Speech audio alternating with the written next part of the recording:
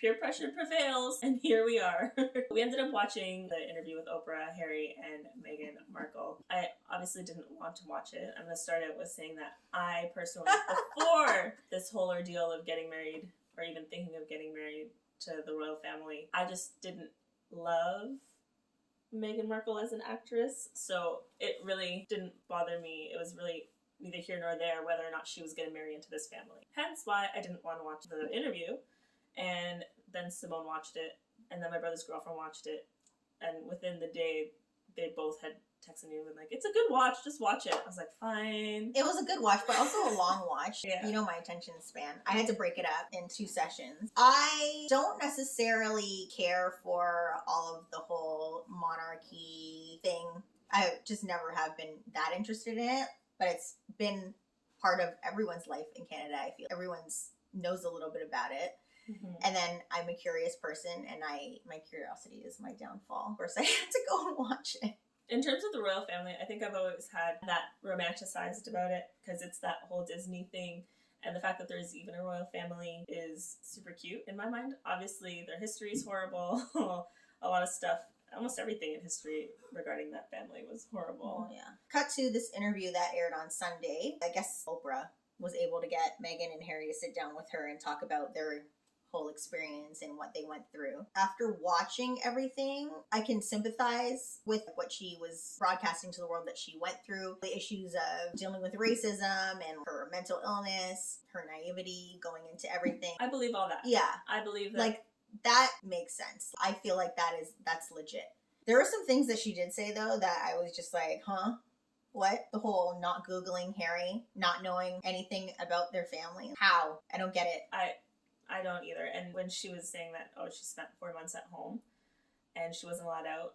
I mean, at one point she said, I watched The Little Mermaid. Like, what adult watched The Little Mermaid? Well, one, I do. So let's put that aside. And 2, if she went so far as to watch something that she would never thought she would watch, I'm sure you picked up your phone and Googled. No one has that much self-control to not Google while you're basically entrapped at home. But I don't believe that you didn't Google. There's no way. No way. I think when she mentioned the Google thing, she was talking about when she first started dating Harry. She's made it seem like the whole way through, because Oprah was like, yeah, when they said Megxit, and she's like, I guess you can apply Meg to everything, but no, I never heard that one. Girl. You really didn't see it. And historically, tabloids are everywhere. Horrible. They're everywhere. And especially the UK tabloids, how they barrage that family with everything. Like, they're constantly in the tabloids. So how you couldn't know is like beyond me. Right? And someone had to have said something. And then she's saying, my friends would message me, or my family, or whoever was messaging her. Meg, do you hear what they said? And then she was like, no, they're protecting me. Obviously, she found out later that that was wrong. But you're telling me that when your friends are telling you something, you're not going to go and look? Shoot. I Google words just for the simple fact that Simone tells me it's not a word. And I think Simone's really smart, and Simone is essentially a walking dictionary. But I still will look up words. You know what I mean? Like, I Google almost everything you say all the time. The whole racism thing, I believe it. It's 100%. That is no doubt. Without her saying it, I would have imagined that would have happened. Yeah. Anyway, I'm not saying it's good, so don't think that that's how it kind of came out. Like I was saying, it's well, I mean, before they even got married, it was a thing. Mm-hmm. There was all these like racial issues. Like, people were saying things about her, people in the British public, not necessarily like statements from the family, but it was happening in their country. Like, people were like putting up arguments about that. So to hear her say that she was dealing with that behind closed doors is not far-fetched at all. No, it's sad. I think that's horrible. When it comes to the mental health stuff, I believe that as well. I believe that she did go through that stuff, and I believe that they really didn't. They were like, you'll deal with it. But I think that's also, I don't think it's just the royal family. I think that's also kind of the British culture. It's, get up, brush it off, stiff upper lip, walk away. You know what I mean? Like, that is within their culture as well. So I don't necessarily think it's just a royal family thing. I think it has to do with the whole culture of it all. But I do think that they kind of just swept that under the rug as well. Yeah. You had an interesting take on why it was so severe for her. Oh, yeah. We were just talking about how, given all the things that Crissy just talked about with how their culture is, and, her feelings of being isolated, on top of having a baby in that isolation, compounded by your hormones being completely upside down after having a baby, that would make things so much worse. You're dealing with your own physiological and mental changes going on after having a baby, dealing with hostility and everything else. It would be so much worse. And then factor in the race conversations. Yeah. Although I think those happened before she was pregnant. They said it while she was pregnant with Yeah. Archie. But I feel like it came when they just started dating. That's what I kind of got from Harry's story on it. Well, it he said that there were multiple conversations. Mm-hmm. It wasn't like a one-time thing. Like it was brought up a few times. But I think it happened at the start. They were like, "Oh, well, you're dating this black girl. Yeah. What are the people gonna think? What?" It's just so crazy. I think what's crazier for me, which apparently is like common knowledge in Britain, is the whole idea of the institution and the firm. Yeah, I hadn't heard that before either. I never heard it. And it's just interesting that it's something that is so common knowledge there. And I think it's Prince Philip. He apparently was always talking about, the firm. He always spoke about the family as the firm. And then I think it's Queen Elizabeth's father was the one who started like the institution essentially. Uh-huh. Or it was his father. And it's just interesting that that's how they were referred to, essentially, as like a business. And he was always, it was so Elizabeth's father who said that firm comes before the family. Ah. Something like that. So it's kind of ingrained in their business first. Yeah, it's ingrained. And because it's a family business, essentially. Yeah. It's so crazy to think of it as the family business. Yeah.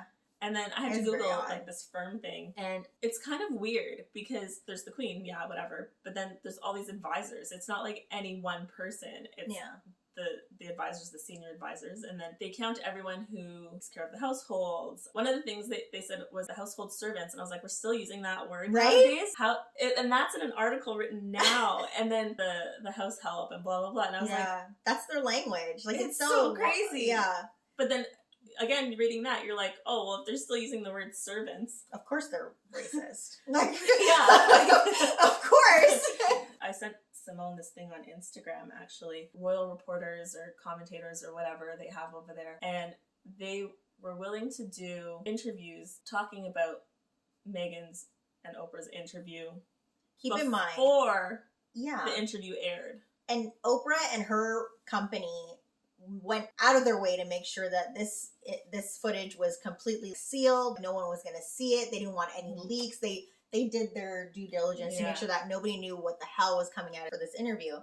And then you have these royal commentators, who have come to these conclusions without seeing a lick of this interview.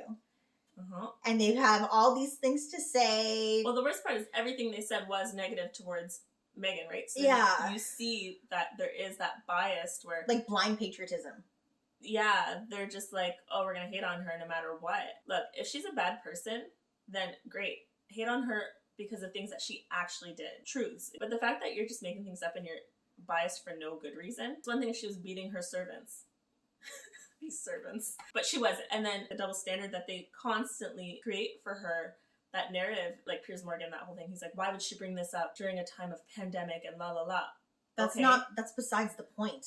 On the flip side, over there, they're investigating Meghan for mistreating... bullying allegations. Her household staff, right? Well, how is that relevant to a pandemic? It's not. But yet it's still out there and they're still investigating it. It's still a thing. So if they're doing that, then why should she not be able to say whatever she says? And then they're like, and these allegations, they're very damaging to the crown. Okay, well, who cares? If the crown's saying these things and they're doing these things, then it should be exposed. Especially if out in Britain, these taxpayers are paying, like flipping the bill on certain things. Millions and millions of pounds every year for this family. I understand that the Queen has her own money and makes her own money off of her business dealings, we'll say. But the British people are still paying taxes on things. For a lot of things. And that's essentially funding a lot of it.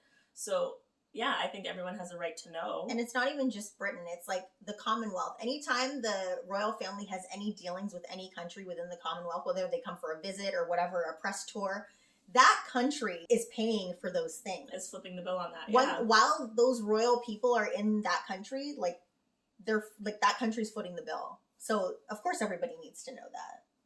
Well, and I think anytime there's racism involved, I think everyone has the right to know. Yeah. How are we going to fight it if we don't know that it's going on, right? Yeah. So I think it's very relevant. And I don't think she did it lightly, and I think she did it, I think her and Harry both did it very respectfully, actually, because they could have said anything. They didn't say what exactly was said. Yeah. Which, yeah, it can go either way. It may not have been as bad, and it may have been worse, but at the end of the day, racism is racism. We're talking about it. That's right. And they didn't say who said it. Yeah, it could have been anyone. But... And you know what? When you think about it, it doesn't matter who said it. When I say that it doesn't matter who said it, I'm referring to the fact that they're bringing light to it is what's more important, as opposed to who said it. The fact that that is an issue in their family. It's not about specifically being like, oh, someone said this. It's the fact that they're talking about this being an issue in the institution, if you want to put it that way. Yeah. That's what I was getting at. It's such a hard topic to talk about, because then at the same time, we're hypothetically speaking here, because we know that the British media is not going to go and like start this whole frenzy about them being racist. They're really just going to sweep it under the rug. Right. But if the whole family was getting flack for the fact that maybe, let's say, 2 out of the 10 people had these feelings or said something, I don't really think it's fair that the whole family would get dragged through the mud. No, not at all. And I'm not saying that the whole family deserves to be dragged through the mud, but what I'm saying is that... And we don't know that no one heard it and said, like, WTF. But that's why they should address it. That's why the family should address it and be like, hey, we're aware that this is a thing. Well, I think the blanket statement, like, you know what I mean? was released was not good enough. No, it wasn't. It didn't say anything. And that I agree with you. Like they didn't address it at all, and that was disappointing. It's almost as if to say, in a weird kind of... There should have been more outrage to it, almost. Yeah, like it was just like, oh... Not denying well, it. Well, recollections may vary. Yeah. Like it was very kind of like, it kind of produces an air of doubt as to validity of the claims. Because they're like saying, she remembers it in a different way. I don't know if it really happened that way. Yeah, it was like she remembers it in a different way than we remember it. Yeah, so. And that doesn't mean that it's okay. So the other thing that was issued was William made a statement. Essentially, all he said was, my family is not a racist family, end quote, and then walked away. That makes it true. Well, like what? It's just like, that's not even really addressing the issue. That's just a denial and that's it. Yeah. Like that's like, what, like 10 words? They're not even touching the issue. You were saying that they probably don't even know that they're racist. And I was saying, well, Harry had mentioned that he didn't really realize the depth of racism until he started dating Meghan and then obviously marrying her. Family never had any type of interaction. Well, they had interactions they might have with black people, but as servants. Yeah, you know. So I don't think they ever really had that many black friends, or and if they did, they weren't speaking to these issues anyway. Right. Because even amongst my friends, it wasn't till later in life that I actually started hearing their stories about racism. Yeah, I don't think we talked about that when we were younger. No, and like, I mean, we were partying all the time, but you never came up to me and be like, you know what, today someone was real racist. Like, you just kind of lived it. Like, it is what it is. And went on, right? And I think that same with our other friend and same with my sister. My sister I grew up with my whole life, and she's biracial, and I never knew that she went through these struggles until literally a couple of years ago it came up in conversation, I think because of the Black Lives Matter movement, to be honest. Yeah. I guess I never really asked, but I never asked because I never thought that you guys went through it, because you guys never mentioned it. Yeah. I think I might have touched on this before, but like, I think they need to take this opportunity to address this properly. Not the whole family, someone in the family. Yeah, I'm not saying that everyone in the family is racist, but if this is an issue, it needs to be sorted out. They need to educate themselves and kind of come to grips with the fact that they're not this like perfect royal, image. I think a better statement is basically saying that you realize what happened, you're looking back into it, and we're working on becoming more aware, or at least saying like you're trying to do the work. To just blatantly say we're not, you're really downplaying racism in general. Downplaying, denying, no accountability. Or even saying I really hate racism, at least saying something towards that. Like, there's racist people everywhere, but specifically in Britain, because that's where they live, I'm sure there's a lot of racist people just like everywhere in the world. Yeah. And by you being like, I'm not racist, you're kind of letting everyone else just say, well, I'm not racist. They're like their kingdom's role model, really. So if they're like, oh, we're not racist, and then just leave it at that, the rest of the public is just going to be like, well, they said they weren't racist. So again, at least saying racism is horrible, and I really hope these allegations aren't true. I really hope these things never happened, because it's horrible if they really did. Saying something like that, even, then you're acknowledging that racism exists and it's horrible, at least. Start living in like never land. Don't get me wrong, I've said this 1,000 times. I do believe in there's your story, my story, and the truth. Yeah. 100%. But a lot of times, your story and my story, there's truth to that as well. Yeah. Not just because it's our truth, but because there's going to be things that overlap, right? Yeah. Again, I think the whole thing, that the fact that we even make such a big deal about the fact that they did an interview, all the race aside, the mental health aside, the fact that they left aside, why the heck do we care about these families so much? It's all over my newsfeed. It's all over. Now we're being overexposed. Yeah, I don't care. And even when all this stuff was going on within their family before and they were still there, I did not care. And it was always on my newsfeed, always. And the only way is to really unplug, and that's how you're not going to see it. But I mean, it's not conducive to our world right now to do that. Why do we care? Why can't we just mind our own business? Same with like celebrities and stuff. I feel the exact same way. We're just like nosy in general. Like we're just like, everybody just wants to know everything. I know, I'm Latina, like I love me some drama. You just can't, as much as the next. But I also feel like sleazy when I give into celebrity life and gossip. Like it really, I don't know, I feel so sleazy about it. I don't know what it is. I think I pay attention to that stuff more than you do. Mm-hmm. And for me to sit here and explain why, I really couldn't tell you. Like I really don't know why. It's just interesting to me. Maybe I'm just like curious. I don't know. I don't know. Maybe it's the not knowing of that world that you don't live in, right? Yeah, like kind of like almost like trying to be like a fly on the wall, but not really, because like you're only seeing what they put out, right? So you don't really ever know. But in seeing this interview and hearing their side of it, it makes me want to know more of what's going on the other side, like what's really going on. I never really cared before, and now I want to know what's really going on. They definitely used her as a scapegoat, like 100%. I believe that. Well, yeah, like I think she went through everything she said she went through. I also think because that's just what I've gotten from her. I don't know her personally. I can't make these, like, I can only make these assumptions based on what is shown to me on these videos. Because, yeah, she does a lot of good work, but so do a lot of celebrities, and it seems like that's what celebrities just do. I don't necessarily think it's from the kindness of their heart always.